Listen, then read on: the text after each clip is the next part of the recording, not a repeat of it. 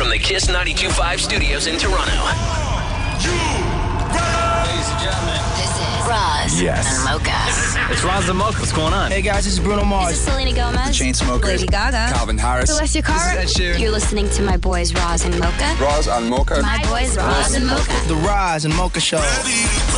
Between Roz and Mocha, who is your favorite? Mocha. You guys are so funny, man. Congratulations, Lisa! Wow! You just won $1,000. That is amazing. Y'all just made my entire morning. Keep it up. You guys are awesome, man. This is the Roz and Mocha Show. Podcast. If you've been listening to the Roz and Mocha Show long enough, you know that our very own Dammit Maury reads a ton of commercials. And if you listen to the radio station a lot, you hear Dammit Maury's voice outside of the Roz and Mocha Show a lot. Yeah. And the greatest thing about Dammit Maury reading off commercials are the outtakes. Because what you hear, the end product, is usually like minutes and minutes and minutes and minutes and minutes of reading the script over and over and over again. And we've got like a ton of examples of what those voice sessions are like. And the reason why I bring this up is because we have a new one. Oh, no. When Dammit Maury was reading for, I believe, McDonald's last week. What happened? So before we get to that, though, let's run through some of the greatest hits. And you'll also enjoy a $5 coupon for a visit in January. While quantities last. While quantities last. While quantities last.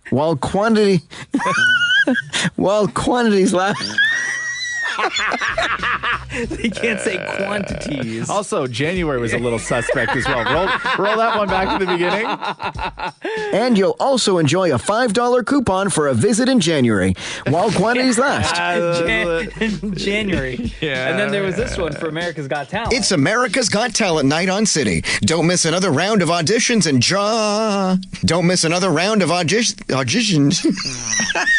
Don't miss another round of auditions and jaw-dropping performances. Don't miss another round of auditions.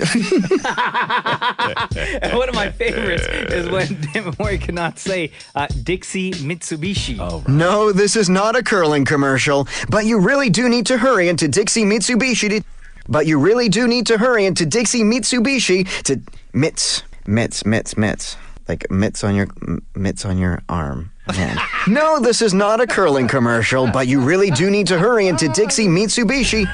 Wow. Still, after all that, huh? So what happened last week is not what Maury said. It's actually what happened in the voice booth. Oh. Listen to this. Enter to win prizes. Enjoy weekend-only offers like $3. Uh-oh, I need to run. My nose is bleeding. I have a bleeding nose. I'll be right back. I have Kleenexes if that helps. Okay. Yes. I do have to point out that this is a first for me. I've never had. And me. Oh my God. I'm gonna take a selfie. Ready? Here we go. I'm just gonna do this. Okay.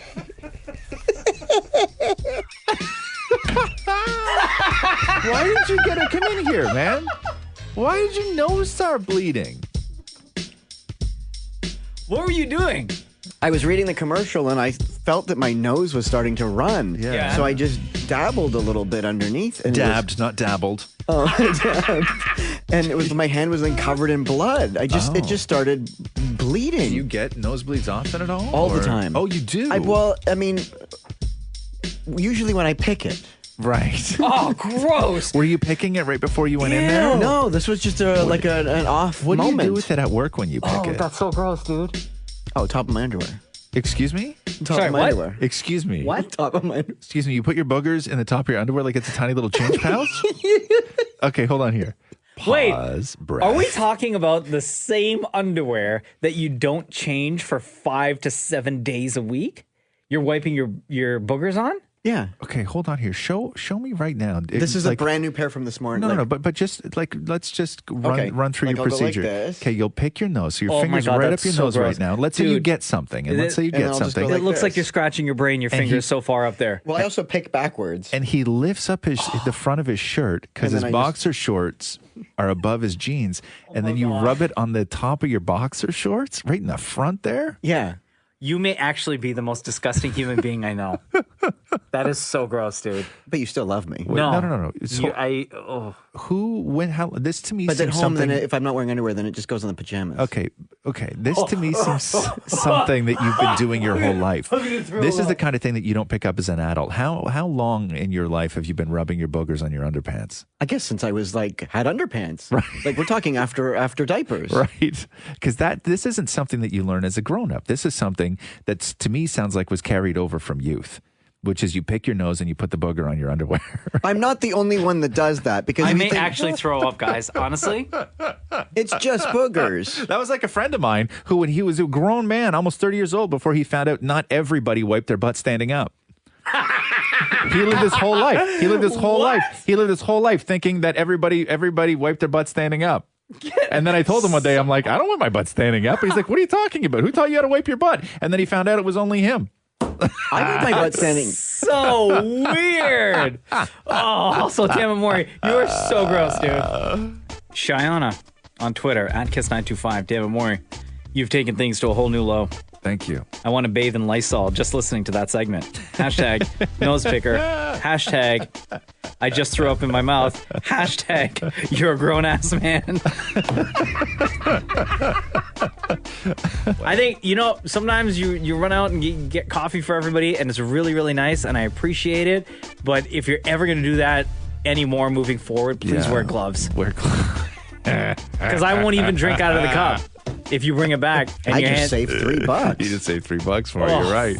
Hey, it's Roz Mocha. Underwear booger thing is absolutely disgusting. I honestly almost puked in my car. Yeah, it's and gross. I have to say, he is the luckiest man, one of the luckiest men in the world to do that and have Matthew and Matthew to love him and be with him when he does.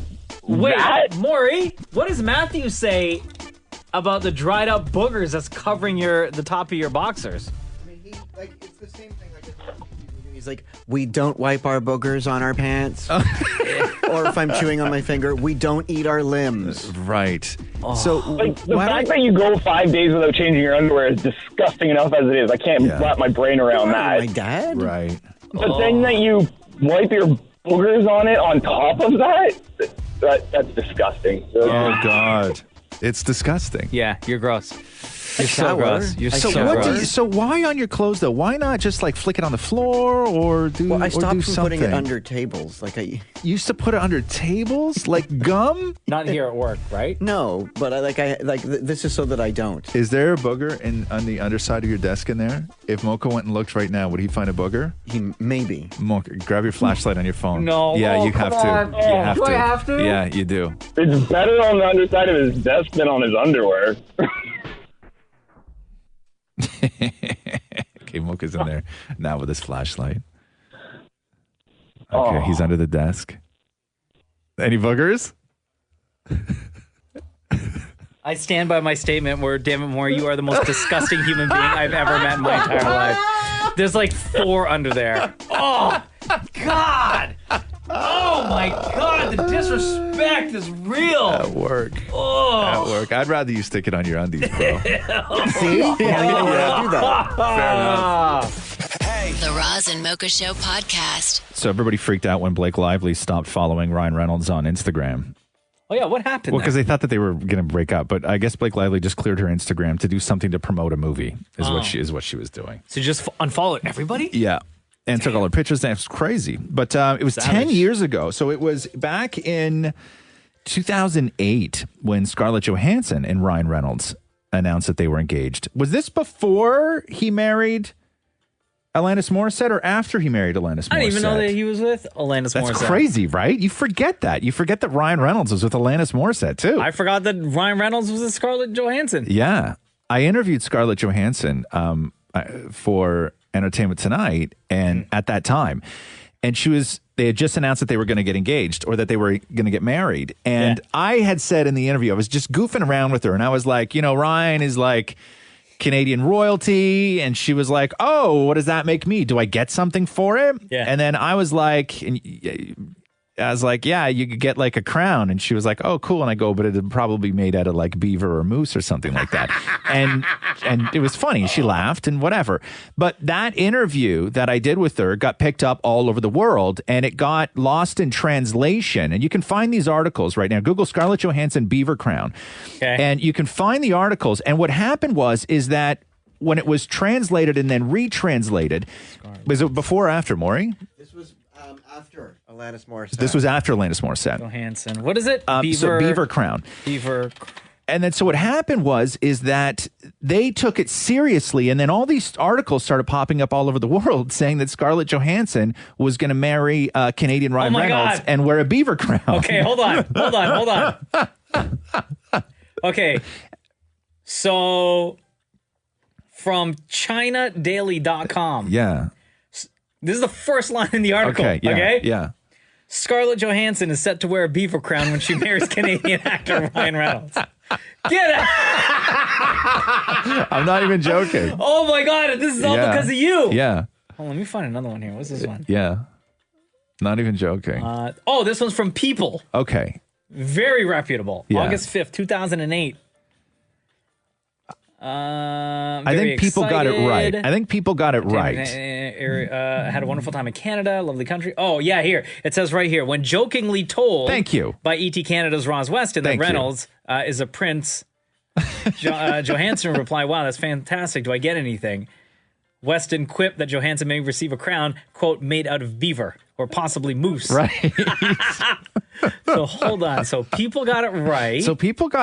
China Daily didn't. China Daily did not. But I'm telling you, this was everywhere, dude. Here, there's another one from the UK. Yeah. Oh my God, yeah. And it starts, this is how it starts. Yeah. Just like ChinaDaily.com. This website in the UK, Scarlett Johansson is set to wear a beaver crown when she marries Canadian actor Ryan Reynolds. Yeah. Johansson considering paying homage to Ryan's home country by incorporating a beaver, the national animal of Canada, into her wedding outfit. Oh my God, dude! Yeah, she's considering incorporating a beaver into her wedding Scarlett outfit. also revealed she can't wait to tie the knot because she is desperate to become an honorary citizen of Ryan's home country. It was so weird. And people were like photoshopping, like in those articles, people were photoshopping beavers on top of her head. Oh, no. Yeah. Oh, it was crazy. It and was it's crazy. the early days of Photoshop, too, so it probably looked bad. But it went around the world. All because of a joke that you made. Yeah, but around the world, people thought that, like, we have a ceremony here in Canada, like it's tradition to wear a beaver crown. Could you imagine?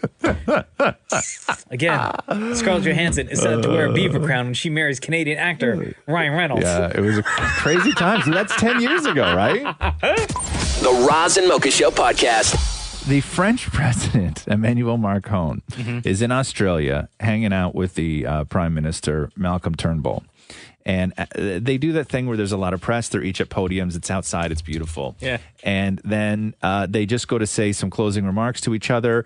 Mr. President, thank you for visiting Australia. And then he's like, Mr. Prime Minister, thank you. And also your wife for having me. But it's at this point where the French president, whether he meant to or not, called the Australian Prime Minister's wife delicious. What? The French community in Sydney who will be waiting for you with anticipation and joy, I know. For the French gastronomy, the French winery, but I wanted to thank you for your welcome. Thank you and your delicious wife for your warm welcome.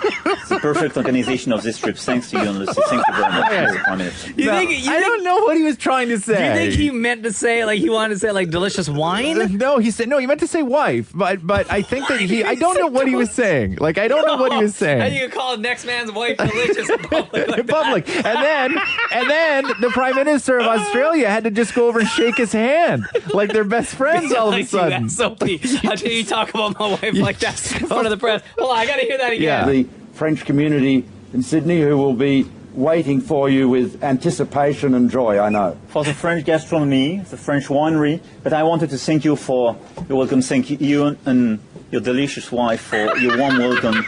The perfect organization of this trip. Thanks to you and Lucy. Thank you very much, Mr. Prime Minister. Maybe he did mean wine. I don't know. But you can't just go around calling another man's wife delicious in public.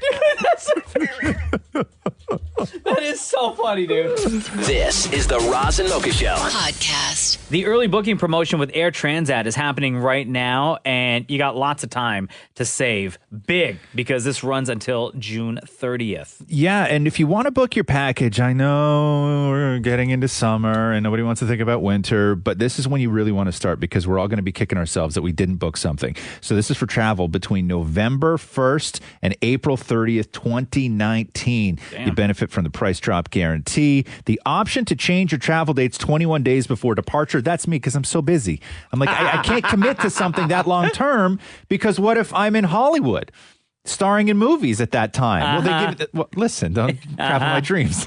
They give you that option. 21 days before travel, you can change your plans, okay? And if you book a luxury or distinction collection package, you will be upgraded to Option Plus, which is fantastic. It's the best time to book. Go to transat.com for more info. All right. Let's take a phone call. Hi, Roz and Mocha. Hey, Roz and Mocha, what's happening, buddy? What up, yo? Nothing much, man. It's Papa John, buddy. Papa John. What's going on? What's happening? What's happening, guys? Yo, why do they call you Papa John? Or is that a nickname you gave yourself? That name stuck on me in high school. Yeah. And then when I got older and I had 3 boys, everybody started calling me Papa John, right? like that. So it kind of like Now- stuck with me. Now, back in high school, did your guy friends give you the nickname Papa John, or did the ladies give you the nickname Papa John? Well, I have to say that a couple of ladies started calling me Papa John first, and then my boys that gave me that name. All right. Yeah. Did you have a nickname, Roz? Yeah. What's that? Did you have a nickname? Oh, I had tons of nicknames. Rosie? No. I had tons of nicknames. Two-stroke. Get out of here. Yeah, because I was like a machine. I was like an engine. Isn't that what that means? I always took it that way. That I was like an engine. Yeah. Let's go with that. Okay. Let's go with that. Oh, never mind. I was really proud of that nickname my whole life. Any other names? No. So two-stroke. I'm Papa John. No, I thought it was like a well-oiled machine. Like that was just okay. Never mind. Yeah. Let's go with that. Okay, Papa John, what do you want to say? Yeah, well, it was my birthday yesterday. I hit the big 4-0 club last night. All right, there you go. Well, why? Yo, happy birthday, dog. Happy birthday, bro. Thanks, buddy. Thanks, guys. So that's all I wanted to say. Have a great day, too, man. Yeah. Oh, right damn. on. All right, cool. Thanks, man. The Roz and Mocha Show podcast. Can you talk me through this new Kanye track? Go on. It's Kiss 92.5 Roz and Mocha, by the way. Yeah. Which one? Yay versus the People or the whoopity poop part? The whoopity boop part. Is it the same song or did he release two it's songs? 2 songs on his songs. website. Okay. KanyeWest.com. And this one, whoopity poop, it threw me for a loop. Okay. When I first heard it, I was like, okay, I understand the production because this is a typical Kanye production. Yeah. Where's Kanye? And then partway through the song, he comes in and he's all like, oh, get ready for it. Classic verse. I got it coming up for you. Yeah. This is it. This is it. He's like, wait till I drop these bars. And then next thing you know, the hang-ups What they don't really realize, though, this next verse, these bars, right? He's setting it up, right? Yeah. Whoopity scoop, scoop dee dee whoop, whoop dee scoop dee poop, poop dee scoop dee whoop, whoopity scoop whoop poop, poop dee dee whoop scoop, poop, poop. Come on, he's trolling. Scoop dee dee whoop, whoop dee dee scoop, whoop dee dee scoop poop. Okay, he's trolling. Has to be. Right? That is the only explanation I can come up with in my mind. He has But to no be joke, all trolling. weekend in my head, I was just all about whoopity scoop. Okay, maybe he's not trolling. Maybe he's onto something. But there is no flippin' way. There's no way that's like, is he trolling? I don't know enough about that. I would like to think that he's trolling, but like 90% inside of me is saying that's Kanye being Kanye, and he was legit serious when he got in that booth and started spitting. Whoopie dee scoop, scoop dee dee whoop, whoop dee scoop dee poop, poop dee scoop dee whoop. Whoopie dee scoop whoop poop, poop dee dee whoop scoop, poop. Poop. Scoop dee dee whoop. Whoop dee dee scoop. Whoop dee dee scoop poop. So, yeah, and I know that Kanye also tweeted out or put on Instagram a picture of his mom's plastic surgeon. Did you see this? yeah, and he said it was supposed to be like the His album cover. The album cover, right? That's yeah, weird, so man. he has a picture of the man who is operating on Kanye's mom. So Kanye that says this. Let me read this to you here. He says that he wants his new album cover to feature the face of Dr. Jan Adams, or Yan Adams, the plastic surgeon who operated on Kanye's mother, Donda West, just one day before she died. This is my album cover. This is the plastic surgeon, Yan Adams, he says. The person who performed my mom's final surgery. Do you have any title ideas, is what he posted. And then Kanye wrote to a friend in a screenshot. So that's what he had up on there. And he goes, I want to forgive and stop hating. And Kanye's mom died in 2007 after undergoing a tummy tuck, liposuction, breast reduction. And then this doctor, he was found not responsible for her death after an autopsy revealed that Kanye's mom had a pre-existing heart condition. But he did have to give up his medical license a year and a half later due to unrelated alcohol-related offenses. Wow. So, like, I don't know what the hell's going on with Kanye. Like, I wonder. I do fully imagine that he holds this doctor responsible. It would be impossible to not hold a doctor somewhat responsible. Even if they found out after autopsy, everything else, he was still the guy doing the work, right? He was still the guy. You would, in your heart, hold him responsible, regardless of how many times somebody said that it was not this guy's fault. You just would. That's being human. But to put him on the album cover. Okay. Crazy theory here. Yeah. What if Kanye's kids were at the studio during the recording of this song, Lift Yourself? Right. And Kanye was playfully just throwing just dumb words out that you always do to kids, right? And it was recording at the same time, and he heard it, and he was like, oh, damn, that's actually fire. Let me put a beat behind it. Whoopie scoop. Scoop dee dee whoop. Whoop dee scoop. Like, what if he was just like messing around with his kids, right? Scoop just to entertain them. Whoopie dee scoop. Whoop too. Poop dee dee whoop. And he was like, yo, if I put a beat behind this, scoop dee dee whoop. The internet's gonna go nuts. Whoop dee dee scoop. He says poop a lot. Whoop dee dee scoop poop. I don't know, man. Are we playing that song on the show yet or no? What? We're not playing the whole thing? Whoopity poop? Yeah. I don't know, man. I don't know. The Roz and Mocha Show podcast. Ron Howard, who's directing he directed Solo, the new Star Wars movie. If you're younger, you don't know the sort of history of Ron Howard, but he was an actor for years, Happy Days, everything else. He's directed a ton of movies. But he's also the voice, I guess, what is he, the narrator, Maury? Is that what it is? Oh, Maury, you're a voiceover expert. Come on in here, please. He was also the narrator for Arrested Development. I did not know that. That means that you would narrate what you're seeing on the screen as though you're a voice person. Right. So Roz right now is talking about Arrested Development. No, he would set stuff up. Right. Roz is now talking about setting stuff up on Arrested Development. Roz, say Roz regrets inviting Maury into the conversation. Roz regrets inviting Maury into the conversation. So anyway, Mocha, as I was saying, that's what he would do on Arrested Development, right? That's what he would do. But so here's a clip of Ron Howard narrating Arrested Development. The family continued to chant, speech, speech, speech, for no one in particular.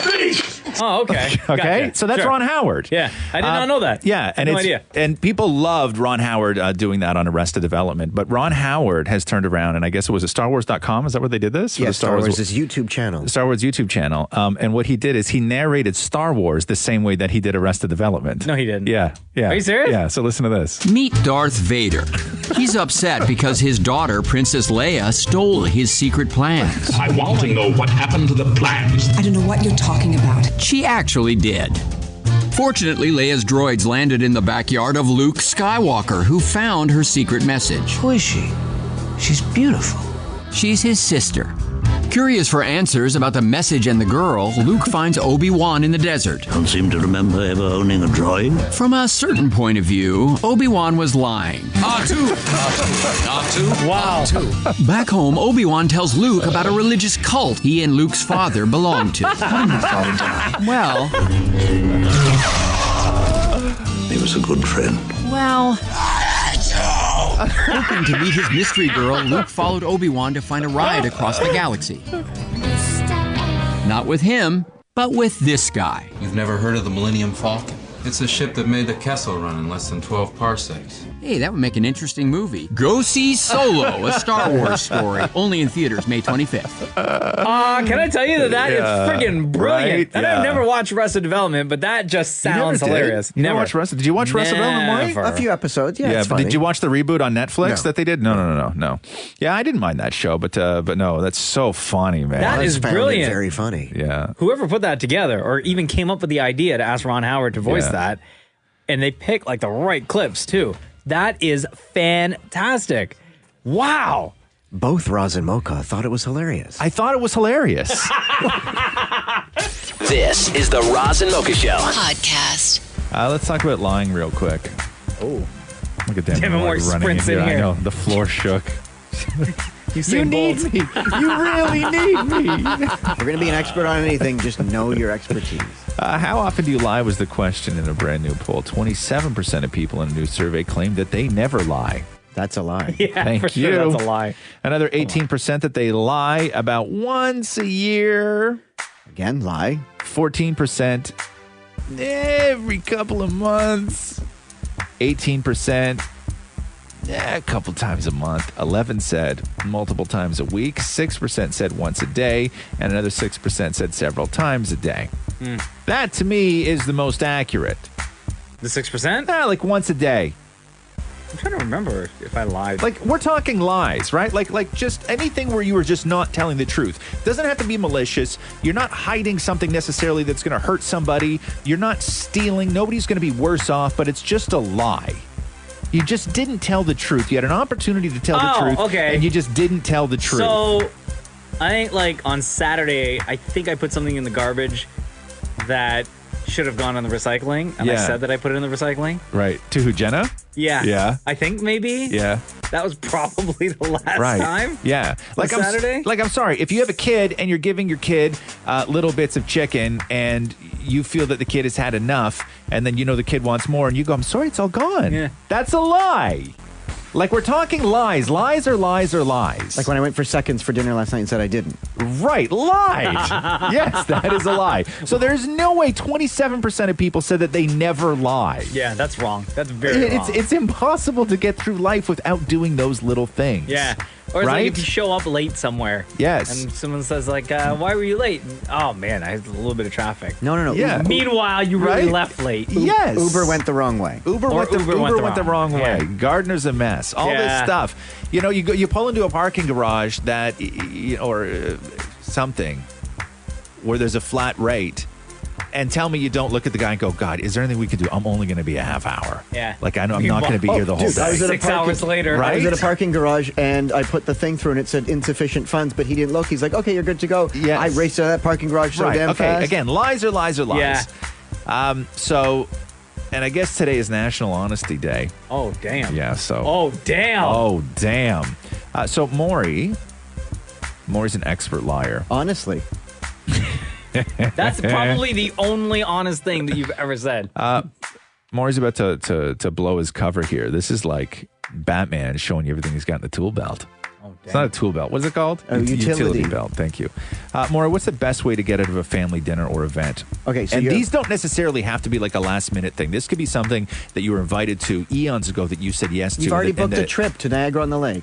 No. Oh, right? wow. Like, right. Sorry, I'm already I'm sorry. We're going to be gone. Oh, now the key is if you're going to say something like that, you cannot post anything on social media. You need to remember that you're in Niagara-on-the-Lake, so you can't post something with the CN Tower in the background from downtown Toronto. Make sure you know what you're doing. Right. I have a funny feeling that Maury has a folder on his phone of pictures that are just him in various different places and weights that he's been, and you just wait to post them. And different weights, so like I have to match how I look now too. Oh, right, because you think that you look different than you did then? Was it a thinner Maury? Or are we talking about a now Maury? When was the thinner Maury? Yeah, I'd like to meet that guy.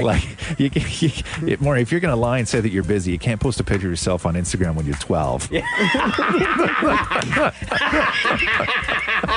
Queen Street West on a beautiful day. It's so great. 1985. The Roz and Mocha Show podcast. We were just talking about lying a little while ago. Hey, Maury, come back in here, please. Did you ever settle up that debt with that bar you walked out on? No. So here's what happened, Mocha. So I went to like a party, a staff party of another company. Right. And I opened up a debit tab at the bar, and I'm like, dude, I got you. Sorry, I don't have any cash. Why don't we just... How do you open a debit tab? What does that explain? That Basically, process. at the end of it, he just tells me what I owe, and I'll just pay the debit, right? Like, I'm going to just keep a stack of the receipts. But you didn't and open I'll a pay tab it. because you didn't give him a card. Right. So I just said, keep a stack of receipts, and I'll just pay that at the end. I had full intentions of doing so, but then I just got dancing, I started drinking, and then I wanted to ghost and just leave, right? Yeah. And so I did. I just left, and then when I got home, I was like, oh no, I forgot to pay. But have you contacted them? I wrote saying, oh my God, I'm so sorry. How much do I owe you? They told me how much I owe, and then I moved on with my life. Wait, but they told you how much you owe. Did you pay? No, I got sidetracked. With what? Life. Do you have any intention of paying? Yeah, but I just keep forgetting because it's like, other things but come now up. that you remember... Yeah, I mean, I remind you of this every couple of days. I ask you if you've settled that tab. Yeah, I was just going to send like an e-transfer, and then I'm like, oh, something shiny, and I walk over there and I completely forget. I'm so obsessed now with just paying people and overpaying for things. I was at I was ordering something the other day where literally I had to do all the work. It was almost like a salad bar situation where not only did nobody present me with a menu, you didn't serve me food. I got everything myself. Like I did everything myself. And then the only other human that I interacted with was the person who was at the cash machine, right? That you go and pay. Yeah. And I still tip them. Yeah? See? Yeah. But I guess... Yeah, because if the prompt comes up, I get so just nervous that I'm going to hit no, and then somebody's going to judge me and narc on me and put it on social. And like, it's not like, you did all the work, but they prepared that salad. Yeah, but is it going to them though? But then what is the tip for? But what is the tip for? If the tip is not for somebody going above and beyond, right? And I don't mean above and beyond as in you have to be spectacular, but just, we all know when we give a tip. But what is the line when you're in with the service industry of where they're asking for a tip is an overstep? And I'm not getting down on people who are making minimum wage, all that stuff. I'm not doing that. I'm just saying, is there a line? Like, how little does somebody have to do before the tip percentage option on the debit machine comes up where you're kind of like, really? See, when I'm alone, I always tip 15%, but when I'm with Matthew, he makes me tip 18% just because I'm cheap. Oh, dude, I have to tip 20%. I'm terrified somebody's going to call me cheap if I always tip 15. I'm used to being called cheap, so it doesn't bother me. Fair enough, yeah. So when are you going to pay that bar tab? We'll try today. You should pay it right now. Yeah, go get your phone. Pay it right now. Fine. Do you have their email? You're not going to no. pay it right now. It's too early. He's like, oh no, look at my phone. It's frozen. Here we go. The Roz and Mocha Show podcast. Hey, it's Roz and Mocha. I'm Tiffany, and today is my mom's 58th birthday. I was just wondering if you guys can sing for her, please. What are you guys doing to celebrate? Tonight we're going to go to my brother's house, and I think we're going to order Chinese. Oh, yeah. But I got her, she's been begging for a charmed aroma candle, so I got her charmed aroma candle. Yeah. And we stayed up last night for her to open it at 12, but I left her a little surprise from our dog. She's got another present, a nice little necklace. Wait, when you say you left her a surprise from the dog, like the dog pooped in the front yard and like you didn't pick it up? That's usually what that means. Surprise! Surprise! Happy birthday! So you want us to sing happy birthday to Susan? Yes, please. All right. Maury, try and not embarrass us, okay? Here's our note.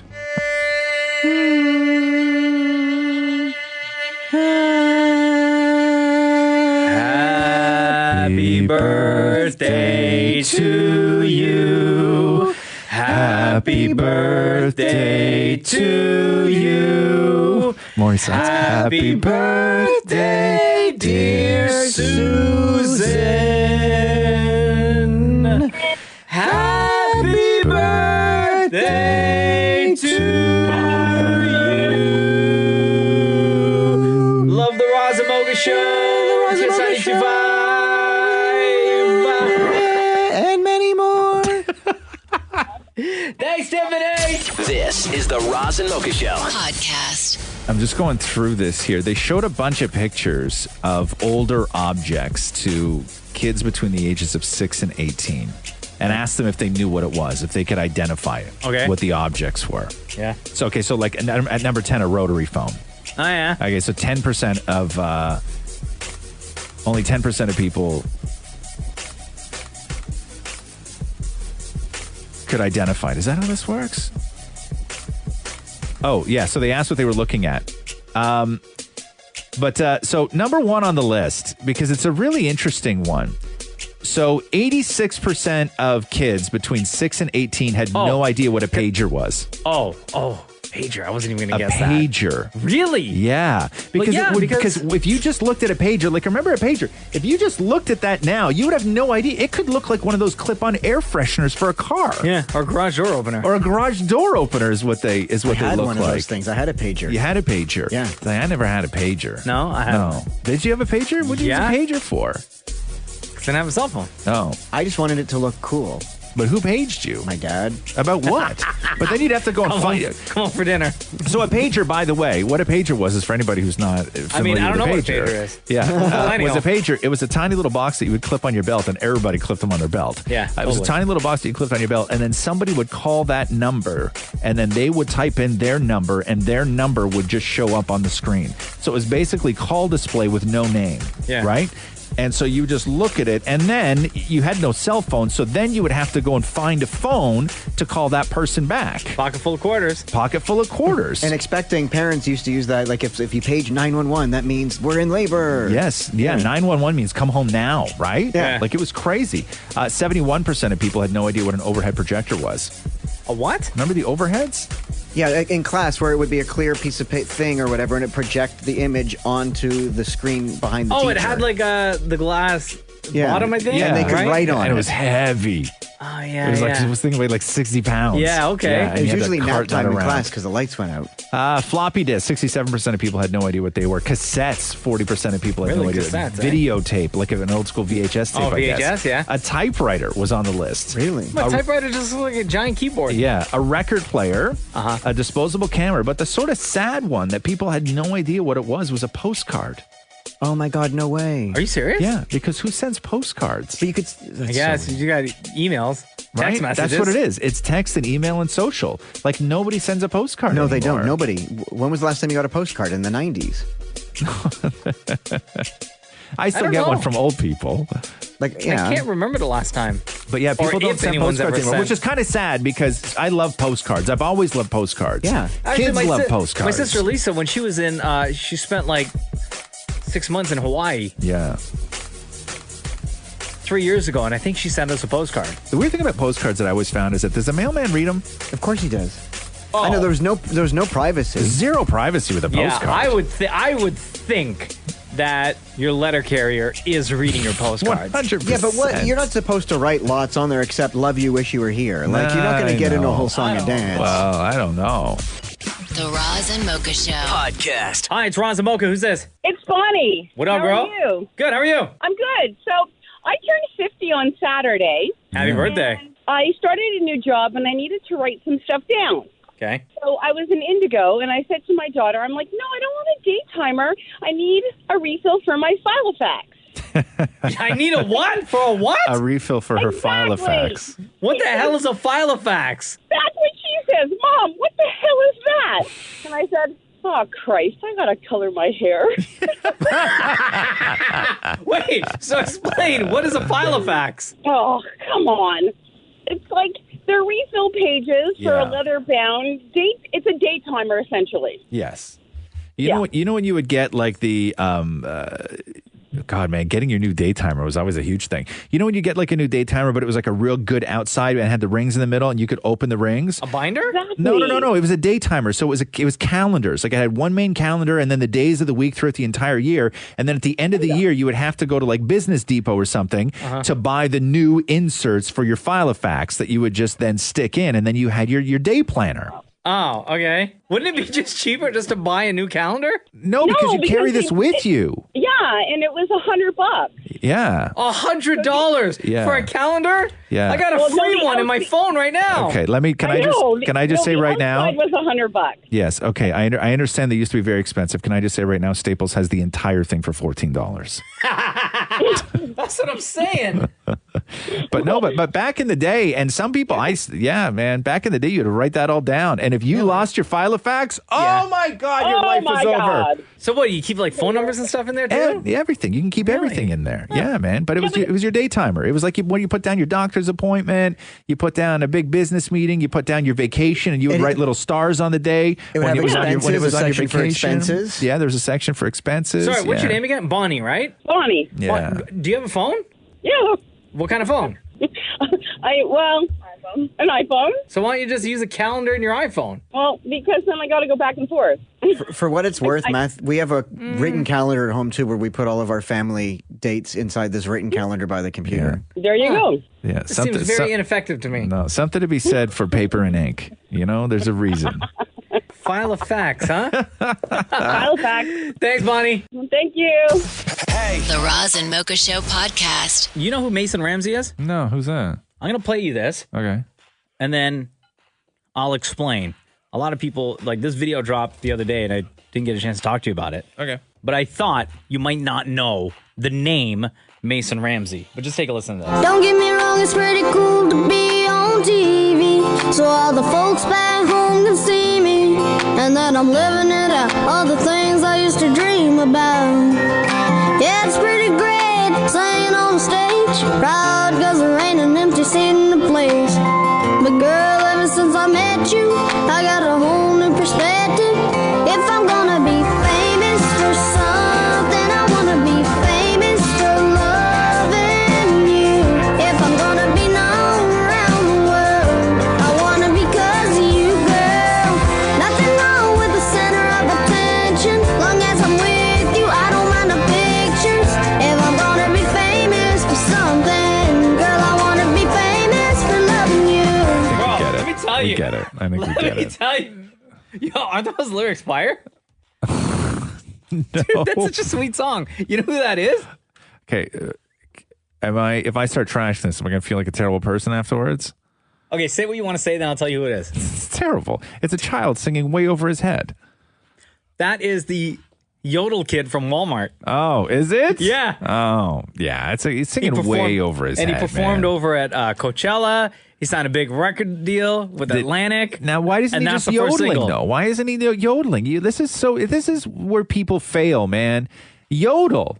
People love the Yodeling Kid. Probably going to be on the album. You don't take the I thought those Yodeling lyrics Kid. were like real sweet, no, man. they're way over his head. They're dude. way over his head. He sounds like he's 6. I want to be famous for loving you. No, but he sounds like he's 6, and I don't know if he is 6. I don't know how He's old. like 13. He's like 13, but those lyrics, they just come off because of his voice. I just thought it was such a real sweet song. No, it sounds like somebody gave him a reject from, you name the adult country artist, and they give it to a kid to sing, and he's 11. Oh, he's 11 years old. He's singing way over his head, man.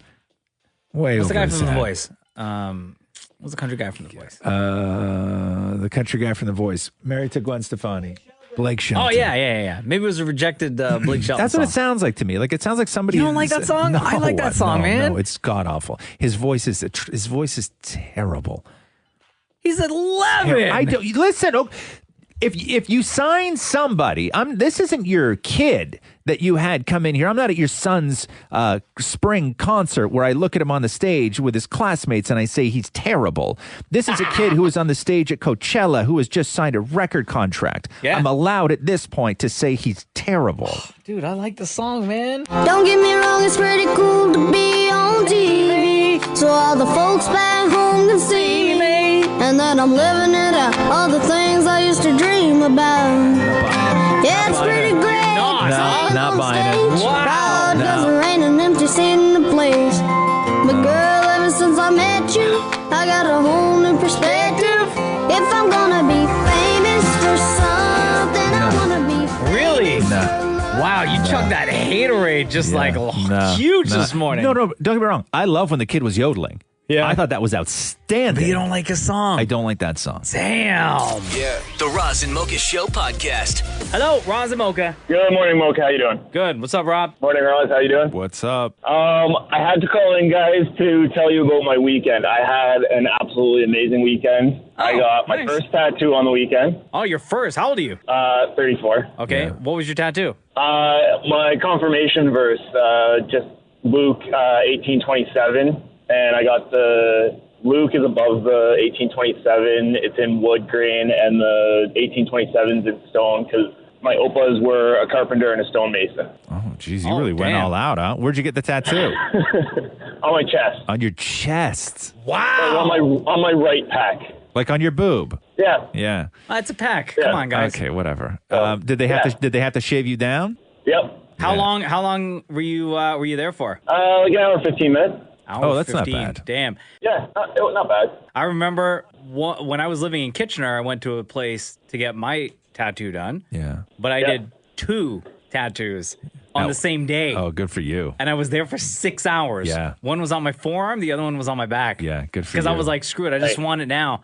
Like I had the artist draw everything out like weeks and weeks in advance, and this place they were getting booked up like months and months in advance. So I was like, screw it, book me in with this one artist, and we're gonna bang both of them out at the same time. That's how you do I it. Google imaged mine 10 minutes before. You Google image your tattoo. 10 minutes before. Yeah, Maury has an awful tattoo. It's not that bad. It's terrible. What is it again? A balloon? It's a microphone. But the day I got it, somebody said, "Why did you get a lamp tattooed on it?" It looks, yeah, dude, it's terrible looking.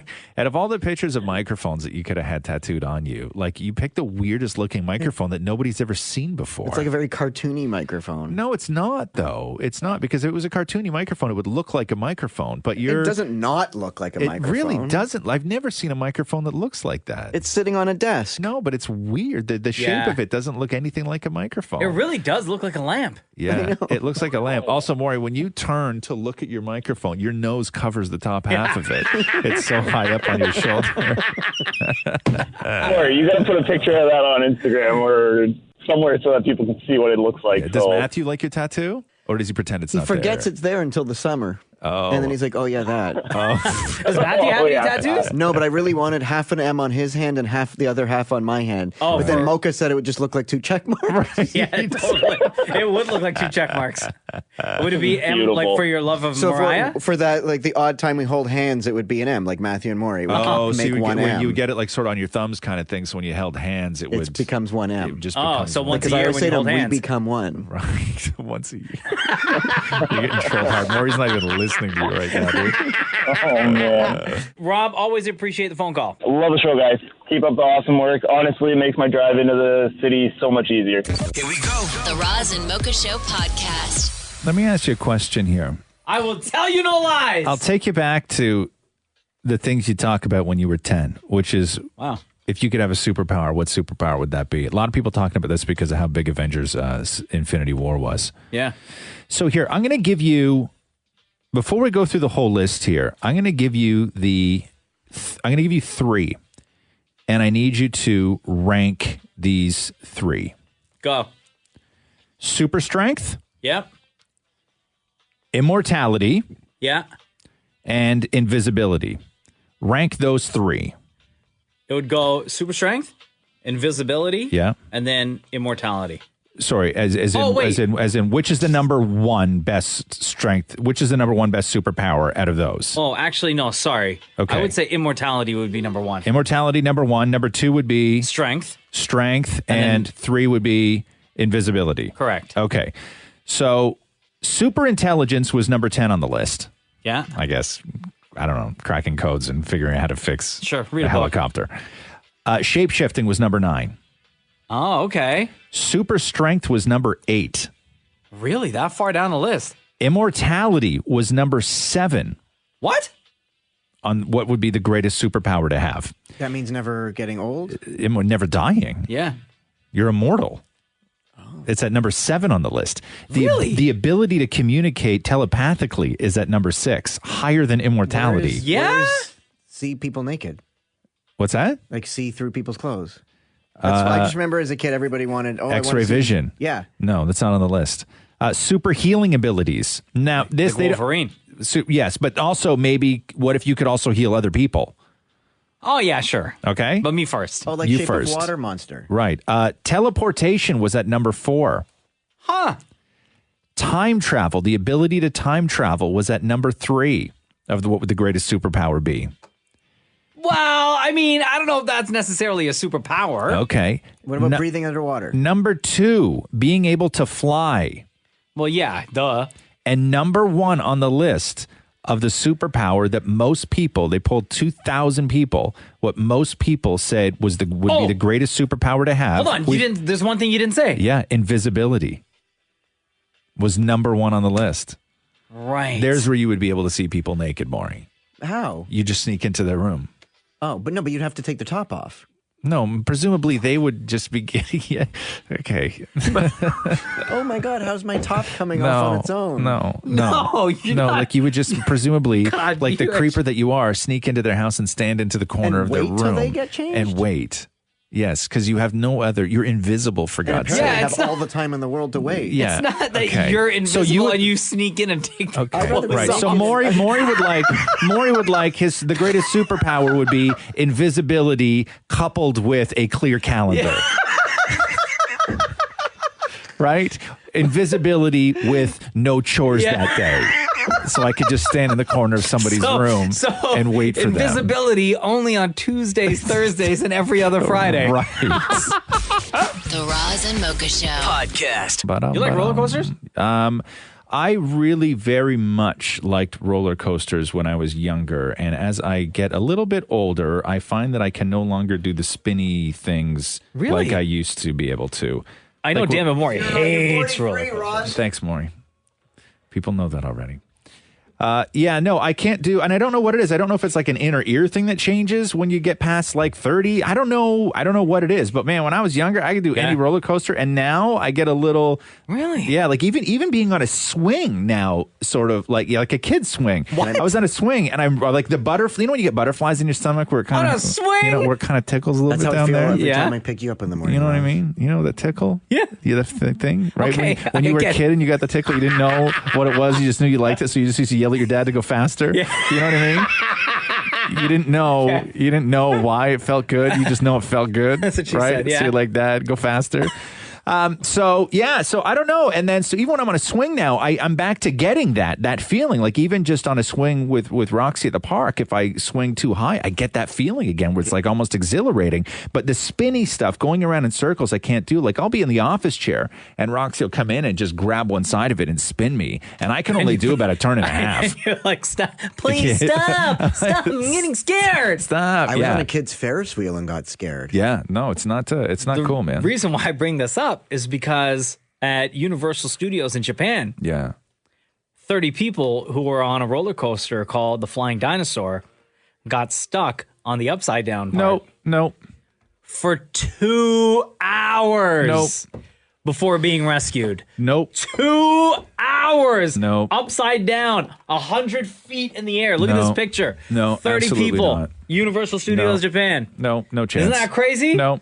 No, thanks. I get scared when you're in a ski lift and it stops halfway up. No, first of all, who goes on ski lifts? Well, how's he supposed to get to the top of the hill? Way too dangerous. Okay. Who's going up to the top of a hill to just ski down it? Lots of people? No. Legit. When was the last time you were on a ski hill, though, Maury? And you were in that situation? Like 20 years ago. Yeah. Okay. So sit down. If you would have said like 2 months ago, I'd been like, oh, okay, cool. Yeah. No. That is terrifying to me. That is terrifying. 2 hours on the upside down part of a roller coaster. 100 feet in the air. 30 people were stuck for 2 hours. Until there's no were chance. rescued. There's no Isn't that chance. crazy, though? There's no chance. There's no chance. I may never ride another roller coaster again. No way. I love can't. roller coasters. I'll still do it. Yeah. I'll still do it. You hear stories all the time about people either getting stuck, falling out, whatever. What? Yeah. I'll still do it, man. Jeez. Are you crazy? No, I'm not a gambler like that. There was one year my wife and I went to, I think it was Six Flags in the States. Yeah. And we went on one coaster. I think it was like the Superman ride. Yeah. And literally 7 days later, somebody went on that same ride, and we Don't. read on the news Don't. that they fell out. So why would you say that right now? Why would you do that? You keep that to yourself. You don't go broadcasting that. That's Well, it's on the terrible. news. Doesn't That's how matter. I found out about it. Doesn't matter. Like I'm. It's not even that I'm just terrified. I just physically can't do it. Now I'm also terrified. But my body can't do it anymore. I don't know what happened. Hey, Kiss, it's Roz Mocha. I'm totally on Roz's side about I'm getting older and I have kids and I cannot do the roller coaster thing anymore. How old are you? 34. 34. Yeah. But I have 2 small kids and the idea of getting on a roller coaster and potentially getting stuck, can't do it. Right. Really? Yeah. No. Yeah, can't do it. And I used to ride them. I could ride Mindbuster at Wonderland 15 times in a row. Please. I can't do it anymore. No problem. I get dizzy now if I stand up too fast. That's right. Like emptying the dishwasher takes me I would say an extra 45 minutes now than it did when I was 25 because I can't pop up as quick as I used to. It's like if I'm bent down in the silverware container on the bottom shelf, I know that I have to do 2 full breaths before I stand back up again. Like I can't just willy-nilly up and down. What am I, an athlete? You just need a minute to contain yourself. What am I in training? No. I get it. You got to watch out, man. Oh, my God. Thank you so everything's much dangerous. for calling it in today. We appreciate it. My pleasure. Yeah. The Roz and Mocha Show podcast. We don't have Hulu up here in Canada. I wish we did. I had it for a while. There was a way to do it where you had to if you had a postal code that worked out, you could take out all the letters of your postal code and then just put in the numbers and it would allow you to sign. It was really, really weird how it happened. Really? Yeah, it was a very bizarre process, but it was a flaw within Hulu's system that allowed you to have it. For about a year I had it, and it was really great. It was a really great service. Basically, every single television show, past and present, they still update it. They still update it because like they don't have all of them. They have to like work out the deals, and some networks don't want them to. But the great thing with Hulu was that if you wanted to watch SNL, say, they have every episode of SNL from 1974 on. Right. So when they have a show, they have every episode just boom, like laid out where you click on it and it's like seasons 1 through whatever. But so we would never get that up here, huh? No, because the rights for all the networks would have to agree. Gotcha. Basically, and so what winds up happening is in the States you have Hulu, which has the NBC shows. I believe they still have CBS shows, ABC, Fox, and then whatever. Yeah. But in Canada, all the rights for those shows are owned by Canadian networks. They're owned by Global CTV, so on and so forth, and City, and so all those companies would have to agree, which is never going to happen. No, and they tried it with Crave, and then they tried it with all that other, like, it's just it would never happen. But Hulu. So anyway, what I was getting at is that because they have this incredible catalog on Hulu, they were saying yesterday that they went from 17 million subscribers to 20 million subscribers. Wow. And one of the things they said that gave them the bump of that extra 3 million subscribers was that they launched ER on Hulu. They never had ER before? No, because there's a lot of ER fans.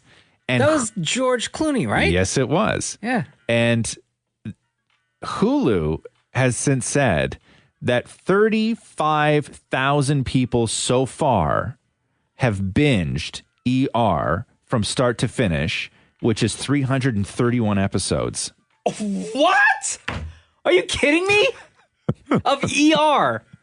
In its first 2 months of being on there, 35,000 people watched 331 episodes of ER in 2 months. Get out of here. Come on. That's every single day. People are probably missing work. Yeah. Get out of here, dude. Yeah. All thanks to ER. Their number one show on Hulu. The number one show on Hulu is South Park. Are you for real? Yep. Their subscribers, Hulu subscribers in 2017, so last year, watched 135 million hours of South Park. No way. I couldn't do it. I could not do it. Are you kidding? That's too much South Park, That's way bro. too much. That is way too much for any human being. Yeah, that is way too much South Park. That's a lot of ER and a lot of South Park. Oh, but polar opposites, though, right? Yeah. Isn't that incredible? Holy cow. Too much South Park, though. Here we go. The Roz and Mocha Show podcast. Lily Bernard is on the phone. We're going to get to her in a second. Yeah, Bill Cosby yesterday. Monumental trial in the Me Too era. Really the first celebrity story for somebody to be convicted. 3 counts of sexual assault. Bill Cosby now faces up to 30 years, I believe it is, in prison. Andrea Constand, who was the sort of number one accuser in this trial, got it done. And this was the retrial because the first one was a hung jury. And Lily Bernard, and you'll hear her story. Her story goes way, way, way back because she was actually on The Cosby Show. Hey, Lily. Hi there. Hi, it's Roz and Mocha. Hi there. How you doing? Real good. How are you doing? Ooh, I am blessed and vindicated. Yeah, you sound happy today. Yeah, I am. We all saw you coming out of there yesterday. I don't even. Could you describe the emotions that you were feeling at that moment? Yeah, I'm going to try. Yeah. It was disbelief, shock, tremendous relief, gratitude. I think I was exploding in gratitude for the jury mainly, and of course for the prosecution and the victims who testified, especially Andrea Constand. But I was just bubbling over, exploding with all these really intense emotions.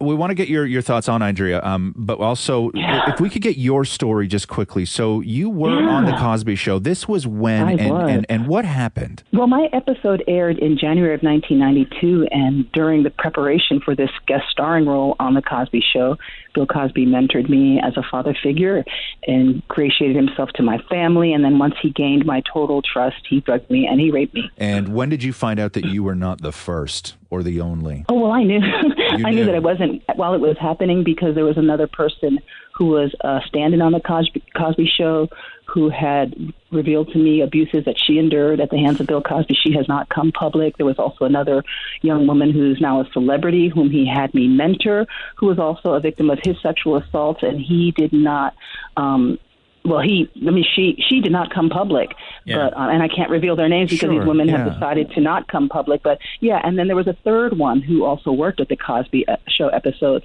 whose boyfriend was a production assistant on the Cosby Show, and that woman came home dressed by Bill Cosby to the production assistant of the Cosby Show. So I knew, and then I was also friends with Beverly Johnson since 1991, and I knew back then of her drugging by Bill Cosby. So I knew that he had a really bad criminal habit of sexually violating women, of inflicting this horrible sexual violence upon women. I just did not know the magnitude of his crimes. I didn't know that there were dozens and perhaps hundreds.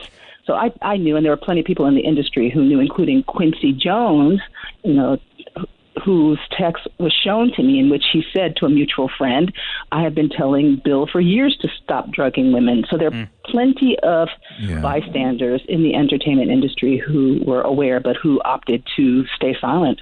Hey, Lily, in and around that time when it was happening, did you have conversations with other people to say, hey, this is what's happening? Yeah, I did. To trusted individuals. I told my agent right away at the time that when I had confronted Bill Cosby with my boyfriend at the time, who's been my husband, that we were going to go to the police and go to the hospital to find out what he put in my drink. Bill Cosby threatened serious consequences to my life. He told me that he would erase me. He said that he'd be watching me and have people watching me, and that anything that came out of my mouth about him better be positive, because all it takes is just one phone call and that I was dead.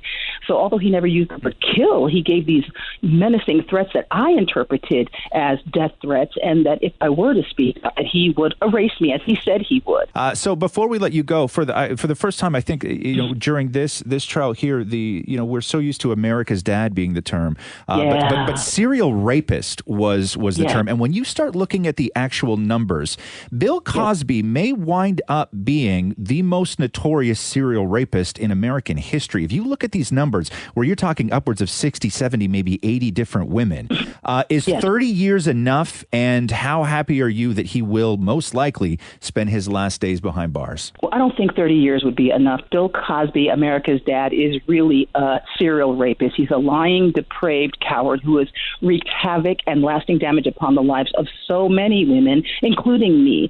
And I'm hopeful that the judge will hand him over a sentence that will reflect that harm and damage that he has inflicted upon so many of us. And it's a lasting damage that has changed the course, the trajectory of our lives. It has damaged us. It hasn't ruined me, of course, because I've risen up, but it has damaged our lives.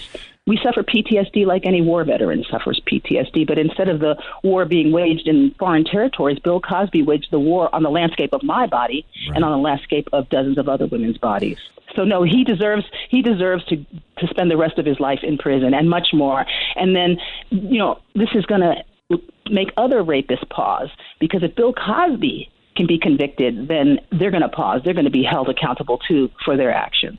So this is actually his conviction. This guilty verdict is actually making our communities safer places in terms of sexual assault. Hey, Lily Bernard, I could tell already you're going to have a great weekend because your voice has changed so much from the last time we heard your voice. Oh, I just want to go home to my 6 children. I'm going home to my 6 children. Hell yeah. We appreciate you taking time out of your day to join us on the Roz and Mocha Show. God bless. Thank you so much. Yeah. The Roz and Mocha Show podcast. I'll tell you, when episode 1 of Westworld started on HBO. Season 2, right? Season 2. Uh-huh. I was so stoked because I really did enjoy season 1. Okay. Do you know the premise of Westworld at all? No idea. Okay. I know something about cowboys. Jesus Christ. And then there's some weird looking white thing. Yeah. Okay. So I'll break it down to you, just sort of, I'll give you the basics of it here. Yes, Westworld is like a cowboy world. Okay. But think of it more like an You're not giving spoilers, right? It's season 1. If you haven't seen season 1, I'm sorry. Well, don't spoil it. I'm going to get around to it. You figure out very early on what's going on. Okay. It's too complicated to spoil. It's almost spoiler proof. Like Game of Thrones. Like Game of Thrones. Okay. I don't know enough about it. I'm not smart enough to spoil Westworld. But imagine a giant theme park that is the size of, I don't even know, like Southern Ontario, I guess, right? Wow. All right. But it's inhabitants of the theme park, the sort of players, the actors that are all there. They're all robots that look and act just like people. Oh, okay. And then, so people pay to go into this world and interact with these robots in a sort of Old Westy kind of thing. Where you can kill them. You can have sex with them. You can hang them. You can befriend them.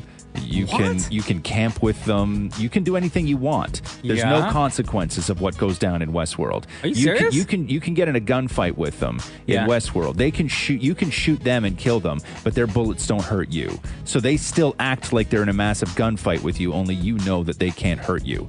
Oh, really? Yeah. So that's the sort of premise of Westworld. Wait, so one of them human-looking robot things could shoot me with their gun, and I won't die. Correct. But if I fire back, they die. Correct. Wow. And so I was really into season 1, and season 2, I'm not into it. And if anybody could convince me why I should stick around with season 2 of Westworld, I'm all ears. Didn't season 2 just start? It just started. I'm an episode and a half into season 2, and I'm done with it. I've never loved one season of television so much, and then when season 2 started, I lost complete interest. Like complete interest. So really? Yeah, because I'll explain this to you. Season 2, the sort of robots have started to rebel. Right? Oh, you knew that in any of these situations, the robots are going to start to rebel. History has told us. Okay. So I don't know who I'm supposed to care about in this show now, because I'm not going to root for the robots because they're robots. Yeah. The people in this show that seem to be dying in large quantities are those who would pay to go and kill robots in Westworld. So I really don't care about them. Yeah. But when it comes down to a fight between humans and robots, regardless of what the circumstances are, I have to cheer for humans. Of course. Because we know what happens if the robots win, which is not a good thing for humans. No, we get enslaved. We get enslaved. So I'm watching the show, and I don't care about the robots because they're robots. I don't care about the people because, for the most part, they're pretty despicable people. Yeah. And yet they're fighting now, and I'm supposed to root for the robots, but in no world would I ever root for robots to win over humans under any circumstances. Yeah. So I'm done with the show. Damn. I'm done. Because you're emotionally torn. I have no emotion towards it. That's the problem. Yeah. I have zero emotion for this season because you can't cheer for robots. We all know how that works. No. Right, Maury? When the robot invasion happens, we have to band together, and even in a television show, I can't cheer for the robots to win. So you just hit off. Right? Power off. Yes, PPR. power off. Power. Oh, no. They would come in here, they would snap you and me up, and they would make Maury some sort of leader, and then he would get to exact his revenge on. Like, you can't cheer for robots. Oh, no. Okay? Like, you can't. You think about that for a second in your own life. Okay? Think about it. The all-powerful Maury. Right. Think about that in your own life for a second, okay? That's why I can't watch Westworld. With Maury's name. Oh, no. The Roz and Mocha Show podcast. The manhunt is over. The manhunt is over? They caught one of the guys, one of the accordion players who play Despasito nonstop on the accordion on the TTC. What? They've been looking for I these saw that like last week. Yeah, so you have the clip right there. So play this. Please stand clear of the doors.